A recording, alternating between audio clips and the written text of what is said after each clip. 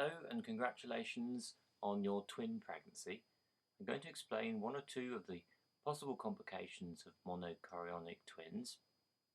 And the first of these is a disease called twin-to-twin transfusion syndrome. This affects about 15% of monochorionic twins. And the other problem that you may get is when one of the twins, or occasionally both, becomes growth restricted in the womb. But before I talk about that, it's helpful to understand how your monochorionic twins were conceived. Here are dichorionic twins, the normal sort of twins. They arose from 2 sperm and 2 eggs, so they're like 2 single pregnancies just happening to live in the same uterus at the same time. They have separate sacs and here separate placentas. Monochorionic twins, in contrast, arose from 1 sperm and 1 egg, and the cluster of cells grew and then split into 2, but this happened after the placenta was formed, so they have only 1 placenta and usually 2 separate sacs. So let's take a look at your baby's placenta. It's about the same size as a placenta which would supply just 1 baby. Here are the cords going into each of the twins, and the blood, the blue blood, goes from 1 baby, picks up its nutrition from that side of the placenta, and the red blood goes back in the normal way back to that baby, and the same thing happens to the other twin. And that would all be fine, except that for some peculiar reason in monochorionic twins, blood vessels, instead of going back to where the blood originally came from, allows blood to go over from 1 twin to the other. So in this case, from the right-hand twin to the left twin. Fortunately, blood comes back again, so here blood's going from the left twin, returning back to the right-hand twin. So you can see that blood, not just the placenta, but the baby's blood is shared. Most of the time, this is held in a very fine balance, so the same amount of blood is in each twin. Occasionally though, over the course of weeks, 1 twin gets more blood than the other.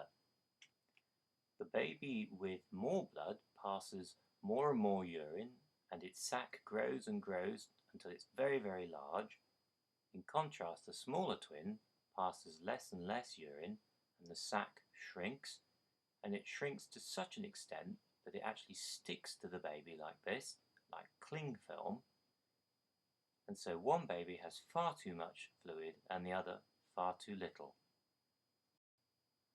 So that, in a nutshell, is twin-to-twin transfusion syndrome. And it occurs in 15% of monochorionic twins. The other thing I want to talk about is where 1 or possibly both twins becomes growth restricted. Now most of the time the placenta is evenly shared between the 2 twins. Here there's a 50-50 divide and both twins are roughly the same size. However, in a significant proportion, the placenta is not evenly shared, and here 1 twin only has 25% of the overall placental share. And so this little twin has problems and is significantly smaller than its partner, and this is called intrauterine growth restriction. So you can see that the twins are really closely linked together, a bit like 2 climbers going up a mountain attached by a rope. And if one of the twins were to have an accident, then this could have big consequences for the other climber, or in real life for the other twin. So in order to try and prevent any accidents occurring, we'll be monitoring your babies very closely, and you'll have a large number of scans.